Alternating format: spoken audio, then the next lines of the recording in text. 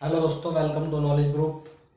देखिए, हमारे संविधान का पार्ट चल रहा था। संविधान स्टार्ट किया था जिसमें कई सारे वीडियो हमारे हो चुके हैं और आज अपनी अपने लेक्चर को कंटिन्यू रखते हुए आज जो हमने टॉपिक उठाया है वो संविधान के स्रोत का टॉपिक उठाया है। इसका मतलब ये होता है स्रोत का कि जो हमारा इतना लघु संविधान है तो उसमें किस किस देश से हमारे जो संविधान सभा थी, संविधान सभा के जो मेंबर थे, उन्होंने कौन कौन से देश से कौन कौन से स्रोत इकट्ठा किए और जिसको भारतीय संविधान में शामिल किया गया। ठीक है, तो वही चीज़ हम एक नज़र डालेंगे संविधान के स्रोत पर कि कौन कौन से स्रोत किस किस देश से लिए गए हैं।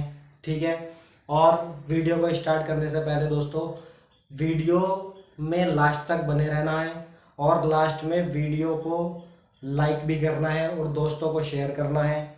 और यदि आज तक या अभी तक आपने चैनल हमारा सब्सक्राइब नहीं किया है तो चैनल को सब्सक्राइब करके बेल आइकन दबा देना है ताकि आने वाली वीडियो की नोटिफिकेशन आप तक पहुंच सके। ठीक है, तो देखो आज स्टार्ट करते हैं संविधान के स्रोत।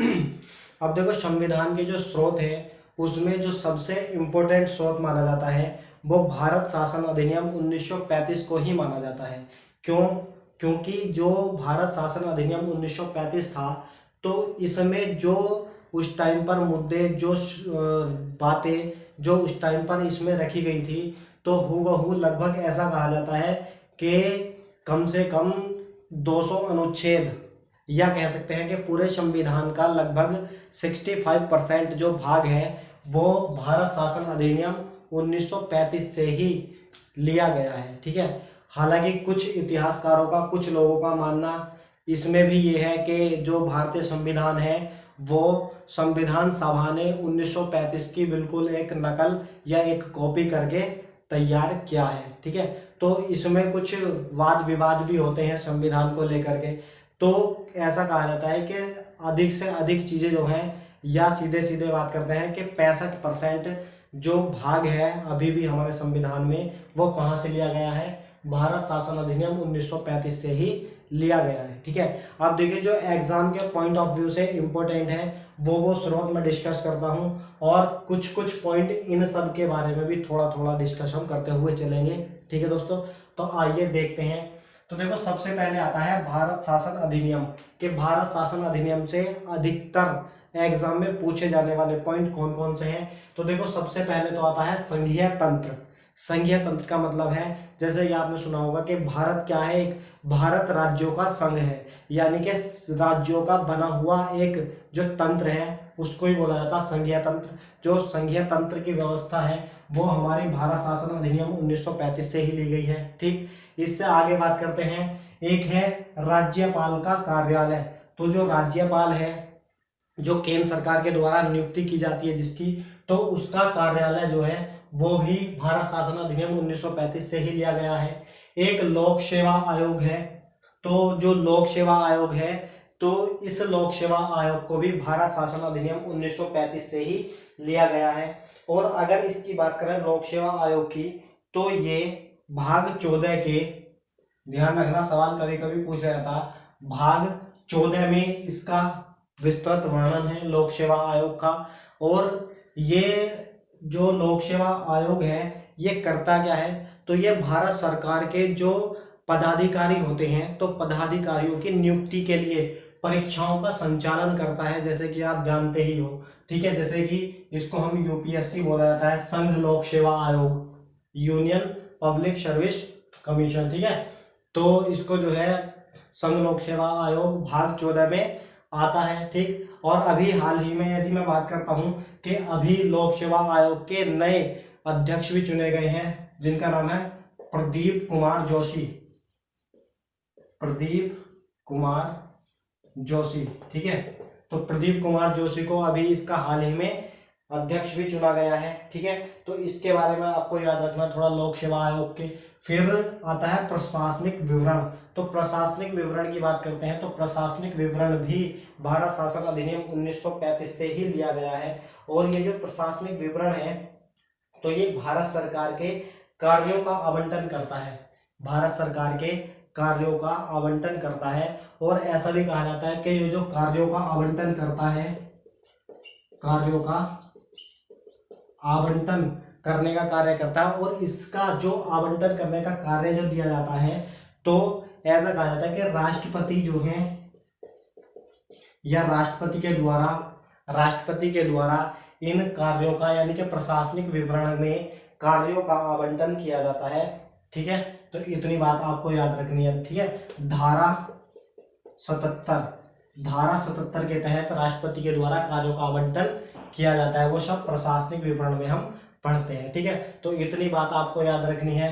अब अगला आता है, अगली कंट्री आती है ब्रिटेन, जिसको हम यूके भी बोल देते हैं, यूनाइटेड किंगडम। ठीक है, अब यदि इसकी बात करते हैं तो सबसे पहले आता है द्विसदनवाद। द्विसदनवाद का मतलब ये है कि जहां पर दो सदनीय व्यवस्था हो, द्विसदनीय व्यवस्था हो। जैसे कि हमारे भारत में भी अब आप जानते हैं, जैसे कि हमारे जो सदन है, तो सदन में या संसद में दो सदन है, एक राज्यसभा और एक लोकसभा। तो इस तरीके से जो द्विसदनवाद है तो वो यूके या ब्रिटेन के संविधान से लिया गया है। फिर है संसदीय प्रणाली, तो वही बात है संसदीय प्रणाली। फिर है एकल नागरिकता। अब देखिए एकल नागरिकता क्या है, हमारे जो भारत है, हमारे भारत में एकल नागरिकता है, जबकि कुछ कंट्री ऐसी हैं जैसे कि स्विट्जरलैंड है, अमेरिका है, इनमें दोहरी नागरिकता चलती है। दोहरी नागरिकता का मतलब ये है कि उन कंट्री में जो व्यक्ति है उसके पास केंद्र की नागरिकता भी होनी जरूरी है और साथ में राज्य की नागरिकता होनी भी जरूरी है। तो जहां पर केंद्र व राज्य दोनों की नागरिकता होनी जरूरी हो तो वहां दोहरी नागरिकता होती है। और जहां पर सिर्फ एक ही नागरिकता, जैसे कि हमारे पास भारत सरकार यानी केंद्र के द्वारा नागरिकता मिलती है भारत के अंदर, तो इसलिए हम कह सकते हैं कि भारत में एकल नागरिकता है। ठीक है, हमारे यहाँ पर कोई राज्य की नागरिकता नहीं होती, सिर्फ केंद्र की नागरिकता ही होती है। तो ये जो है एकल नागरिकता है। नागरिकता का प्रावधान संविधान के भाग 3 में किया गया है। ठीक है, आगे चलते हैं कि प्रधानमंत्री का पद। ठीक, तो प्रधानमंत्री का जो पद है, तो प्रधानमंत्री का पद तो आप जानते ही हो। ठीक है, प्रधानमंत्री का पद किस अनुच्छेद के तहत आता है, अगर ये सवाल पूछा जाए तो अनुच्छेद 74 कहता है कि भारत में प्रधानमंत्री व उसकी मंत्रिपरिषद का गठन किया जाना चाहिए। यानी हम कह सकते हैं अनुच्छेद 74 में प्रधानमंत्री व अनुच्छेद 74 में प्रधानमंत्री व उसके जो मंत्रिपरिषद है उसका उल्लेख मिलता है अनुच्छेद 74 में। ठीक है, और प्रधानमंत्री का पद भी ब्रिटेन से लिया गया है। फिर है कानून का शासन, तो ये सब आप जानते ही हो। कानून का शासन, कानून बनाने की प्रक्रिया है ना, किस तरीके से कानून बनते हैं, तो आपको पता है कि कानून जो है अधिकतर कहाँ पर बनते हैं, संसद में ही बनते हैं। और संसद का सारा जिक्र जो है वो लिया गया है, या जो भी बातें की गई हैं वो ब्रिटेन से ही की गई हैं। इतनी बात आपको याद रखनी है। मंत्रिमंडल प्रणाली, जो हमारा मंत्रिमंडल होगा वो सब ब्रिटेन से लिया गया है। विधायी प्रक्रिया या कानूनी प्रक्रिया जितनी भी होंगी वो सब ब्रिटेन से ली गई हैं। संसदीय विशेषाधिकार, संसद के जो कुछ भी विशेष अधिकार होंगे वो सब कहाँ से लिए गए हैं, ब्रिटेन के संविधान से ही लिए गए हैं। ठीक है दोस्तों, तो हमने अभी दो देखे, भारत शासन अधिनियम और दूसरा देखा ब्रिटेन। ठीक, अब आगे चलते हैं। अगला देश आता है अमेरिका, तो अमेरिका को देखते हैं। देखिए आगे देखते हैं हम अमेरिका, और अमेरिका से सबसे पहले देखते हैं प्रस्तावना। तो देखो प्रस्तावना जो है, जो भारत की के संविधान की प्रस्तावना है, तो वो अमेरिका देश से ली गई है। और ये प्रस्तावना का मतलब क्या होता है, तो देखो किसी भी चीज़ की जो प्रस्तावना होती है उसका अर्थ ये निकलता है कि उसके अंतर्गत या उसमें निहित, ठीक है, उसमें जो उसका उद्देश्य है उस चीज़ का, और उसके अंतर्गत क्या चीज़ों का व्याख्यान किया गया है, ठीक है, तो उसके बारे में जानकारी देता है, तो उसको हम क्या बोलते हैं, प्रस्तावना कहा जाता है। ठीक, उसके बाद आता है मौलिक अधिकार। उसके बाद मौलिक अधिकार तो काफ़ी इंपॉर्टेंट है, हो जाता है मौलिक अधिकार हमारे एग्जाम के पॉइंट ऑफ व्यू से। ठीक है, सबसे पहले तो देखो मौलिक अधिकार जो है वो संविधान के भाग 3 से लिया गया है, संविधान के भाग 3 से लिया गया है। ठीक, जो संविधान में भाग 3 है तो उसमें मौलिक अधिकारों का या मूल अधिकारों का वर्णन है। यदि प्रारंभ में या मूल संविधान की बात करते हैं तो मूल संविधान में 7 मूल अधिकार थे, लेकिन वर्तमान की बात करें तो वर्तमान में 6 मूल अधिकार हैं, क्योंकि एक संपत्ति के अधिकार को हटा करके एक कानूनी अधिकार रख लिया गया है जिसको अनुच्छेद 300A में रखा गया है। ठीक है, और यदि मौलिक अधिकार की बात करते हैं तो अब ये 6 मौलिक अधिकार हमारे बचे हुए हैं। ठीक, तो मौलिक अधिकार जो हैं वो भी अमेरिका के संविधान से ही लिए गए हैं। ठीक, जो अनुच्छेद 12 से 35 तक मिलते हैं। ठीक है, मौलिक अधिकार अनुच्छेद 12 से 35 तक मिलते हैं। आगे बात करते हैं, आगे है न्यायपालिका की स्वतंत्रता। जो न्यायपालिका है तो उसकी स्वतंत्रता जो है, यानी कि न्यायपालिका की स्वतंत्रता, या हम कहते हैं कि जो न्यायपालिका होती है वो क्या करती है, वो कानून की रक्षा करती है। तो इस तरीके से हम समझेंगे कि न्यायपालिका की जो स्वतंत्रता है वो भी अमेरिका के संविधान से ली गई है। फिर है उपराष्ट्रपति का पद। यदि उपराष्ट्रपति के पद की बात करते हैं तो उपराष्ट्रपति का पद जो है वो अनुच्छेद 63 में, उपराष्ट्रपति का पद अनुच्छेद 63 में लिखा मिलता है। ठीक है, अनुच्छेद 63 में कहा गया है कि भारत में एक उपराष्ट्रपति भी होना चाहिए। तो ये लिया गया है अमेरिका के संविधान से उपराष्ट्रपति का पद भी। ठीक है, अनुच्छेद 63 में ये दाखिल है। फिर है राष्ट्रपति पर महाभियोग, और राष्ट्रपति पर महाभियोग की प्रक्रिया जो है ये भी अमेरिका के संविधान से ली गई है। अगर इसका आर्टिकल पूछ ले कि ये बताइए भारत का जो राष्ट्रपति है उस पर महाभियोग की प्रक्रिया जो होती है वो किस आर्टिकल के तहत होती है, तो इसका अनुच्छेद है अनुच्छेद 61। अनुच्छेद 61 में महाभियोग के बारे में दिया गया है। और यदि मैं थोड़ी सी और बात करता हूँ महाभियोग के बारे में, तो जो राष्ट्रपति पर महाभियोग लगता है तो ये किसी भी सदन लोकसभा या राज्यसभा, किसी भी सदन के 1/4 सदस्यों के द्वारा ये प्रस्ताव लाया जा सकता है। किसी भी सदन के 1/4 सदस्यों के द्वारा ये प्रस्ताव लाया जा सकता है, और जिसको 14 दिन पहले राष्ट्रपति को बता दिया जाता है कि आपके खिलाफ महाभियोग की प्रक्रिया की जा रही है।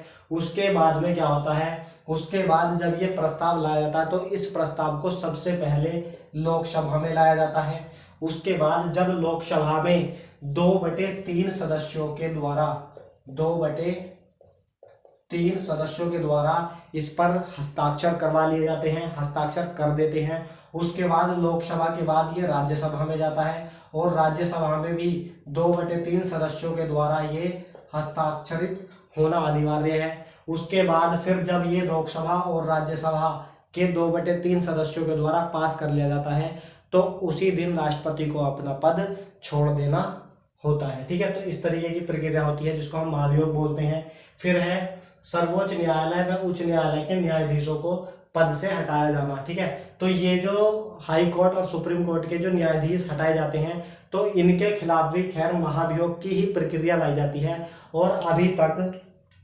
तक सिर्फ एक व्यक्ति है जो जिन पर मतलब महाभियोग लगा है। ठीक है, और वो भी एक जज हैं जिसका नाम है सौमित्र सेन।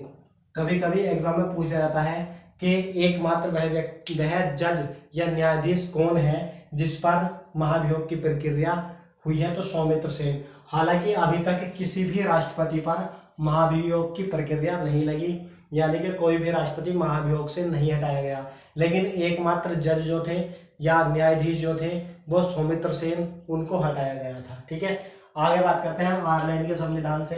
देखो आयरलैंड के संविधान से क्या क्या चीज ली गई है, तो सबसे पहले लिया गया है राज्य के नीति निर्देशक सिद्धांत।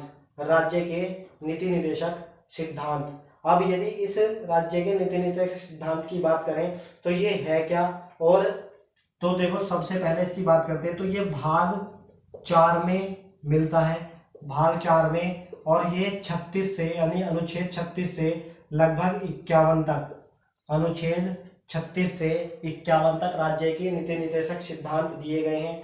और इसका मतलब क्या है राज्य के नीति निर्देशक सिद्धांत का? तो हमारे भारत में सामाजिक व आर्थिक लोकतंत्र को बढ़ावा देना इसका उद्देश्य है। ठीक है, जो हमारा सामाजिक और आर्थिक लोकतंत्र है, जो हमारा लोकतंत्र है सामाजिक रूप से और आर्थिक रूप से, उसको बढ़ावा देना ही इन राज्य के जो नीति निर्देशक सिद्धांत हैं उनका उद्देश्य है। ठीक है, उसके बाद आता है राष्ट्रपति की निर्वाचन पद्धति, यानी कि जो राष्ट्रपति होगा उसके निर्वाचन की प्रक्रिया किस तरीके से होगी, किस पद्धति से उसका निर्वाचन होगा। ठीक है, जैसे एकल, संक्रमण या अनुपातिक पद्धति बोलते हैं हम इसको। तो ये सब प्रक्रिया जो है वो आयरलैंड के संविधान से ली गई है। कभी कभी सवाल पूछ लिया जाता है कि राष्ट्रपति का निर्वाचन किस आर्टिकल, किस अनुच्छेद के तहत किया जाता है? तो राष्ट्रपति का जो निर्वाचन है वो अनुच्छेद 55 के तहत किया जाता है। अनुच्छेद 55 के तहत किया जाता है, यानी अनुच्छेद 55 में राष्ट्रपति की निर्वाचन पद्धति की जो प्रक्रिया है वो सारी दी गई है। फिर है राज्यसभा के लिए सदस्यों का नामांकन। जो राज्यसभा में सदस्यों का नामांकन होता है, तो आपको पता है कि जो राष्ट्रपति होते हैं, तो राष्ट्रपति राज्यसभा में भी और लोकसभा में ही कुछ सदस्यों को नॉमिनेट करते हैं, मतलब नामांकन करते हैं। ठीक है, या कह सकते हैं हम मनोनयन करते हैं। तो राज्यसभा के जो सदस्यों का मनोनयन होगा, नामांकन होगा, तो वो इसकी प्रक्रिया जो है वो आयरलैंड से ही ली गई है। और राज्यसभा में कितने सदस्यों का मनोनयन करते हैं राष्ट्रपति? तो 12 सदस्यों का मनोनयन करते हैं। जबकि अगर बात करते हैं हम लोकसभा से, तो लोकसभा में जो करते हैं वो 2 सदस्यों का ही मनोनयन करते हैं। ठीक है, जो एंग्लो इंडियन होते हैं। ठीक, तो आज इतनी बात करते हैं। उसके बाद आगे अगर हम बात करते हैं अगले देश की, तो अगला देश आ जाता है, आयरलैंड हो चुका है, इसके बाद आता है कनाडा। ठीक है, तो अब देखते हैं कनाडा को। देखिए आगे देखते हैं कनाडा के संविधान से क्या क्या लिया गया है। तो देखते हैं सबसे पहला पॉइंट क्या है कि सशक्त केंद्र के साथ संघीय व्यवस्था। सशक्त केंद्र के साथ, सशक्त का मतलब होता है कि मजबूत केंद्र के साथ संघीय व्यवस्था की जो प्रक्रिया है वो कनाडा से ली गई है। केंद्र द्वारा राज्यों में राज्यपालों की नियुक्ति, जो केंद्र के द्वारा राज्यों में राज्यपालों की नियुक्ति की जाती है, उसका जो प्रावधान है वो भी कनाडा से लिया गया है। फिर है केंद्र व राज्यों के बीच शक्तियों का विभाजन। तो केंद्र व राज्यों की जो शक्तियां हैं उनके बीच जो विभाजन हुआ है उस प्रक्रिया को भी कनाडा से लिया गया है। ठीक है, हालांकि यदि बात करते हैं तो जो केंद्र व राज्यों के बीच शक्तियों का विभाजन है वो मुख्यतः 3 सूचियों के आधार पर किया गया है। जैसे एक होती है संघ सूची, एक होती है राज्य सूची और एक होती है समवर्ती सूची। ठीक, संघ सूची, राज्य सूची और समवर्ती सूची। अब ये जो संघ सूची और राज्य सूची है, इनको तो हमारे संविधान सभा के जो मेंबर थे उनके द्वारा ही खुद लिखित रूप से दिया गया है। मतलब संघ सूची और राज्य सूची ये किसी भी देश से नहीं ली गई है, जबकि समवर्ती सूची जो है वो ऑस्ट्रेलिया के देश से ली गई है। ठीक है, अब यदि बात करते हैं कि इनमें क्या होता है तीनों में, तो जिस किसी विषय पर कोई विषय है और उस विषय पर यदि कानून सिर्फ केंद्र सरकार या संघ सरकार बनाने का हक हो, केंद्र सरकार को ही बनाने का हक हो उस पर, तो वह विषय संघ सूची में रखा जाता है। ठीक, तो जैसे कि देखो, जैसे हवाई सेवा है, ठीक है, विदेशी मामले हैं, हवाई सेवा है, विदेशी मामले हैं, इस तरीके के जो और विषय हैं वो सब संघ सूची में रखे गए हैं। ठीक है, जैसे बैंकिंग है, रेल है, ये सब संघ सूची में रखे गए हैं।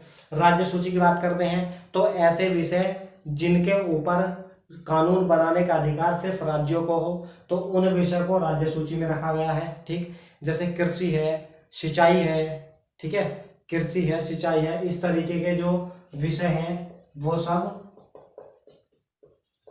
राज्य सूची में रखे गए हैं। और ऐसे कुछ विषय रह गए जिन पर केंद्र सरकार भी कानून बना सकती है और राज्य सरकार भी कानून बना सकती है, उन विषयों को समवर्ती सूची में रखा गया है। ठीक है, जैसे कि नंबर 1 पर आता शिक्षा।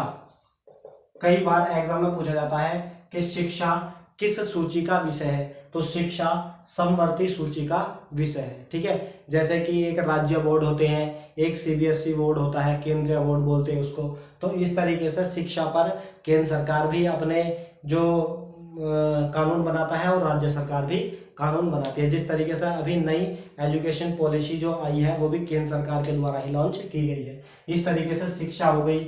और कुछ वन्य जीव हो गए। वन्य जीव व पक्षियों का संरक्षण जो होता है उस पर केंद्र सरकार भी कानून बना सकती है और राज्य सरकार भी कानून बना सकती है। तो इस तरीके के जो विषय हैं जिनमें दोनों ही समाहित होते हैं, दोनों ही कानून बनाने में सक्षम होते हैं, उन विषयों को समवर्ती सूची में रखा जाता है। ठीक है दोस्तों, तो ये सूची है। इन सूची के आधार पर केंद्र राज्यों के बीच शक्तियों का विभाजन किया जाता है। तो ये भी कनाडा के से ही लिया गया है। आगे चलते हैं ऑस्ट्रेलिया। तो देखो ऑस्ट्रेलिया जैसे मैंने अभी बताया, ये जो समवर्ती सूची है वो ऑस्ट्रेलिया से ली गई है, जबकि संघ सूची और राज्य सूची ये हमने किसी देश से नहीं ली गई, ये खुद संविधान सभा की देन है। ठीक, उसके बाद करते हैं व्यापार, वाणिज्य व समागम की स्वतंत्रता, यानी कि कहीं भी व्यापार कर सकते हो, वाणिज्य भी व्यापार से संबंधित है तो इसकी स्वतंत्रता है।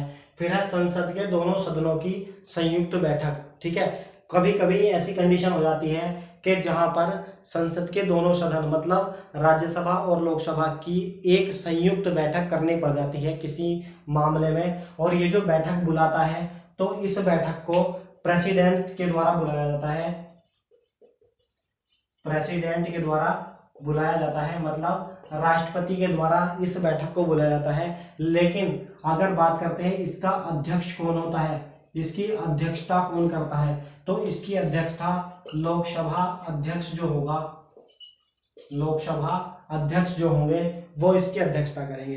कई बार एग्जाम में पूछा जाता है कि संयुक्त बैठक या संयुक्त अधिवेशन की अध्यक्षता कौन करता है, तो लोकसभा अध्यक्ष करता है, और इसको बुलाता कौन है, तो इसको राष्ट्रपति बुलाता है। ठीक है, और ये जब एक संवैधानिक निकाय है तो कभी कभी इसके ऊपर आर्टिकल से क्वेश्चन पूछ लेता है कि जो सदनों की संयुक्त बैठक है वो किस आर्टिकल में है, तो ये 108 में इसका वर्णन है, अनुच्छेद 108 में इसका वर्णन मिलता है। ठीक है, यदि और थोड़ी बात करते हैं हम, तो अभी तक जो संयुक्त बैठक बुलाई गई है वो अभी तक 3 बार संयुक्त बैठक बुलाई गई है। ठीक है, कितनी बार? 3 बार। कब कब बुलाई गई हैं? तो यदि मैं बात करता हूं कि कब कब बुलाई गई, तो एक बार तो 1961 में बुलाई गई थी, एक बार 1978 में, और एक बार 2002 में। तो देखो 1961 में तो ये नेहरू जी के द्वारा बुलाई गई थी। 1961 में उस टाइम पर नेहरू जी ने इसको बुलाया था, यानी नेहरू जी उस टाइम पर पीएम थे। तो तब ये संयुक्त बैठक की अध्यक्षता या संयुक्त बैठक मतलब बुलाई गई। और ये किस केस में बुलाई गई थी, तो जो दहेज प्रथा थी, ठीक है, दहेज प्रथा के विरोध में, मतलब दहेज प्रथा का अंत किया जा रहा था या दहेज प्रथा के चक्कर में एक संयुक्त बैठक बुलाई गई थी। और उस टाइम पर पीएम कौन थे? नेहरू जी थे। कब बुलाई गई थी? 1961 में। एक बार 1978 में बुलाई गई थी, ये बुलाई गई थी मोरारजी देसाई के समय में। तो मोरारजी देसाई के समय में जो बुलाई गई थी 1978 में, तो ये जो है ये उस टाइम पर मुद्दा था कि जो बैंक सेवा है, तो बैंक सेवा के संबंध में कानून बनाने के लिए, ठीक है, बैंक सेवा के संबंध में कानून बनाना था इनको एक, तब ये संयुक्त अधिवेशन बुलाया गया था, संयुक्त बैठक बुलाई गई थी। उसके बाद 2002 में अटल बिहारी वाजपेयी, ठीक है, अटल जी के समय में बुलाई गई थी, और ये आतंकवाद निरोधक के लिए बुलाई गई थी। ठीक है, आतंकवाद निरोधक, आतंकवाद को रोकने के लिए या इस पर चर्चा करने के लिए अटल जी के द्वारा 2002 में संयुक्त बैठक बुलाई गई थी। तो 3 बार ये संयुक्त बैठक का प्रावधान, ये संयुक्त बैठक अभी तक बुलाई गई है। याद रखना है, कभी कभी पूछ लिया जाता है। ठीक है, हालांकि बेसिक तो क्वेश्चन यही बनता है कि कितनी बार, ठीक है, तो 3 बार। जैसे कि आपातकाल के बारे में पूछा जाता है कि अभी तक आपातकाल इमरजेंसी जो है वो कितनी बार लगी है, तो वो भी 3 बार है। ठीक है, तो इतनी बात याद रखनी है। आगे चलते हैं, अगला टेस्ट देखिए, आगे देखते हैं जर्मनी के संविधान से क्या क्या लिया गया है। तो जर्मनी से लिया गया है आपातकालीन उपबंध।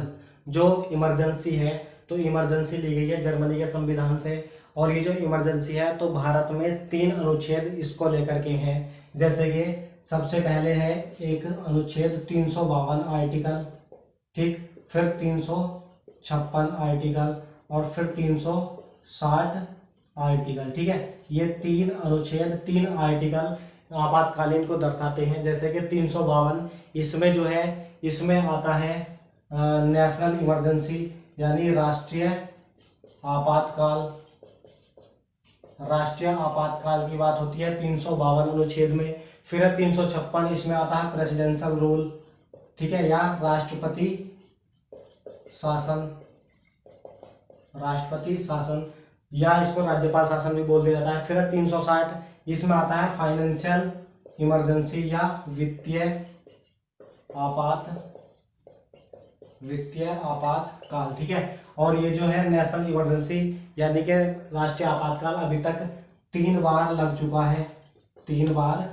चुका है, जबकि वित्तीय आपातकाल जो है वो अभी तक नहीं लगा है, ठीक है। जब ज़्यादा ही पैसे की यानी कि भारत सरकार के पास पैसे की कमी आ जाती है, पैसे में बहुत उनका राजकोष जो है वो खाली हो जाता है, तब वित्तीय आपातकाल लगता है, ठीक है। और अभी तक ये आपातकाल नहीं लगा और 3 बार आपातकाल अभी तक हमारा लगा है। यदि मैं बात कर लूँ कब कब लगा है, तो एक बार तो लगा था ये 1962 में, फिर 71 में और फिर 75 में, मतलब 1962, 1971 और 1975, ठीक है। ये था चाइना अटैक यानी कि जो चाइना वार थी, चीन के साथ जो युद्ध हुआ था 1962 में हमारा, तब जो है आपातकाल लगा था। फिर 1971 में जो है वो पाकिस्तान के साथ यानी कि पाक अटैक बोल सकते हैं हम इसको, तो पाक अटैक में यानी कि 1971 में तब लगा। फिर 1975 में कुछ पंजाब में कुछ प्रॉब्लम आ गई थी, हम बोल सकते हैं कि पंजाब प्रॉब्लम थी, ठीक है, तो तब आपातकाल लगा। मतलब कुल मिलाकर के 3 बार अभी तक आपातकाल इमरजेंसी हमारे भारत में लगी है, ठीक है। याद रखना, आर्टिकल कभी कभी पूछ जाता है, तो इतनी बात याद रखनी है। फिर आता है दक्षिण अफ्रीका। तो दक्षिण अफ्रीका, साउथ अफ्रीका से क्या क्या लिया गया है, तो संविधान में संशोधन की प्रक्रिया ली गई है। संविधान में संशोधन की प्रक्रिया से कभी कभी आर्टिकल पूछ गया था, तो आर्टिकल 368 में संविधान के संशोधन की प्रक्रिया के बारे में विस्तृत वर्णन है। फिर है राज्यसभा के सदस्यों का निर्वाचन। जो राज्यसभा है उसमें सदस्यों का निर्वाचन किस प्रकार होता है, उसका सब जो है वो दक्षिण अफ्रीका से लिया गया है। फिर आता है फ्रांस की बात करते हैं तो गणतंत्रात्मक प्रणाली, गणतंत्रात्मक जैसे हम बोलते हैं कि हमारा भारत कैसा एक गणतंत्र देश है, ठीक है, जहां पर यह सिंपल, अगर मैं बेसिक इसकी भाषा बताऊं गणतंत्रात्मक की जो परिभाषा है, तो ऐसा देश या ऐसी जगह जहां पर राष्ट्रपति का निर्वाचन होता हो या राष्ट्रपति का चुनाव होता हो, तो वहां उसको क्या बोलते हैं हम, गणतंत्रात्मक प्रणाली बोलते हैं, ठीक है। उसके बाद आता है प्रस्तावना में। ये सवाल काफी इंपॉर्टेंट है और कई बार एग्जाम में पूछा गया है। प्रस्तावना में समानता, स्वतंत्रता और बंधुता जो शब्द हैं ये कहाँ से लिए गए हैं, तो ये फ्रांस से लिए गए हैं। ध्यान रखना, काफी इंपॉर्टेंट है तीनों शब्द, समानता, स्वतंत्रता व बंधुत्वता, ठीक है, ये सब फ्रांस से लिए गए हैं, ठीक है दोस्तों। आगे चलते हैं, अगले देश की बात करते हैं। ये अब आता है रूस, ठीक है। अब लेक्चर हमारा खत्म होने की कगार पर है, तो देखते हैं रूस के संविधान से क्या क्या लिया गया है। देखिए देखते हैं सोवियत संघ या रूस से क्या लिया गया है। जो रूस है वो बना है 1991 में, ध्यान रखना, ये भी यूएसएसआर हुआ करता था ये, ठीक है, यूएसएसआर हुआ करता था यानी सोवियत संघ हुआ करता था 1991 से। इसमें लगभग 15 या 16 देश अलग हुए, जिसमें से एक बना रूस, ठीक है। तो इसलिए कभी कभी सोवियत संघ से भी पूछ लेता सवाल, सोवियत संघ लिख करके, और कभी रूस से भी सिंपली पूछ लेता। तो यहाँ से 2 इंपॉर्टेंट चीजें हैं जो ली गई हैं, जैसे कि सबसे पहले है मूल कर्तव्य या मौलिक कर्तव्य। अब देखो जो मौलिक कर्तव्य है, ये हमारा जब संविधान बनकर तैयार हुआ था, या कह सकते हैं कि मूल संविधान जो था, तो मूल संविधान में इसका कहीं पर भी उल्लेख नहीं मिलता है। इसका मतलब मूल कर्तव्य का उल्लेख जब मूल संविधान में नहीं मिलता, तो ये बाद में ऐड किया गया है, ठीक है। तो बाद में जो ऐड होता है ये, तो एक कमेटी आती है स्वर्ण सिंह कमेटी, ठीक है। तो स्वर्ण सिंह कमेटी की सिफारिश पर, ध्यान रखना कभी कभी सवाल पूछ जाता है कि मौलिक कर्तव्यों को किस कमेटी के आधार पर या किस कमेटी की सिफारिश पर शामिल किया गया था संविधान में, तो स्वर्ण सिंह कमेटी थी। स्वर्ण सिंह कमेटी की सिफारिश पर वर्ष था 1976 में, 1976 में 42वें अमेंडमेंट, 42वां संविधान संशोधन के तहत मूल कर्तव्य को भाग 4A या 4A में शामिल किया गया था, ठीक है। इतनी बात याद रखनी है, मूल कर्तव्य मूल संविधान में नहीं थे। स्वर्ण सिंह कमेटी की सिफारिश पर 1976 में 42वें संविधान संशोधन के द्वारा भाग 4A में इसको शामिल किया गया। दूसरी बात आती है कि इसका क्या मतलब है मूल कर्तव्य का, इसके उद्देश्य क्या है। तो देखो मूल कर्तव्य के उद्देश्य क्या है, जिस प्रकार से भारतीय संविधान ने हमें हमारे अधिकार दिए हैं, हमारे अधिकार दिए हैं, 6 अधिकार हैं, और ऐसा भी कहा जाता है कि अगर किसी परिस्थिति में यदि हमारे मौलिक अधिकार जो है उसका हनन होता है तो हम यानी कोई भी भारत का नागरिक सर्वोच्च न्यायालय के शरण में जा सकता है, और सर्वोच्च न्यायालय उसके यानी कि जिसने उसका हनन किया है अधिकारों का, उसके खिलाफ जो है अधिकार प्रच्छाप प्रतिषेध, ठीक है, इस तरीके की रिट होती हैं, तो इन रिट को जारी भी कर सकता है। तो जब हमारे लिए यानी अधिकारों के लिए इतने कुछ संविधान में दिया गया है, तो इसलिए मूल कर्तव्य दिए गए। मूल कर्तव्य में क्या है, तो मूल कर्तव्य का मतलब हमारा ये कुछ कर्तव्य है, हमारा इतना उद्देश्य होना चाहिए कि जो हमारे भारत का, जैसे कि राष्ट्रध्वज है, ठीक है, राष्ट्रध्वज का सम्मान करना चाहिए, राष्ट्रगीत का सम्मान होना चाहिए, राष्ट्रगान का, ठीक है, राष्ट्रध्वज, राष्ट्रगान, इन सब का सम्मान होना चाहिए। ये सब इसके उद्देश्य हैं, मूल कर्तव्य हैं, ठीक है। हमारा जो भारत है, भारत की संप्रभुता, एकता और अखंडता की रक्षा करनी चाहिए, ये सब हमारे मूल कर्तव्य में शामिल है या मूल कर्तव्य हमारे माने जाते हैं। ऐसा प्रत्येक नागरिक को, प्रत्येक भारत के नागरिक को करना चाहिए, इनका सम्मान होना चाहिए, सम्मान करना चाहिए। फिर है प्रस्तावना में न्याय का आदर्श, प्रस्तावना में न्याय का आदर्श। अब देखो प्रस्तावना में न्याय का आदर्श की यदि हम बात करते हैं, तो न्याय का आदर्श का मतलब ये है कि यहाँ पर यानी प्रस्तावना में यहाँ न्याय के लिए 3 शब्द और जोड़े गए, 3 आदर्श और जोड़े गए, और उनका नाम मिलता है सामाजिक, आर्थिक और राजनीतिक, ठीक है, सामाजिक, आर्थिक और राजनीतिक, ठीक है। तो ये सब आदर्श है। सवाल पूछा जाता है जैसे कि अभी समानता, स्वतंत्रता, बंधुता जो ये फ्रांस से लिए गए थे, उसी प्रकार सामाजिक, आर्थिक और राजनीतिक ये शब्द कहाँ से लिया गया है, ये आदर्श कहाँ से लिया गया है, तो सोवियत संघ या रूस के संविधान से लिया गया है, ठीक है दोस्तों। तो हमारा जो संविधान के स्रोत थे वो इस प्रकार थे, और यदि संविधान के स्रोत से कोई सवाल किसी परीक्षा में आपसे पूछा जाएगा तो आशा करता हूँ, उम्मीद है मुझे कि इसी टॉपिक या इसी मेरे लेक्चर से पूछा जाएगा, ठीक है, क्योंकि मैंने सभी के सभी जो इम्पोर्टेंट पॉइंट थे वो सारे के सारे डिस्कस किए हैं, और मैंने एक्स्ट्रा फैक्ट बताने की भी कोशिश की है। तो दोस्तों यदि वीडियो अच्छा लगे तो वीडियो को लाइक कर देना और दोस्तों तक पहुंचा देना शेयर करके, और यदि चैनल अभी तक सब्सक्राइब नहीं किया है तो प्लीज़ चैनल को सब्सक्राइब कर देना, ठीक है दोस्तों। ओके, धन्यवाद, मिलते हैं कल।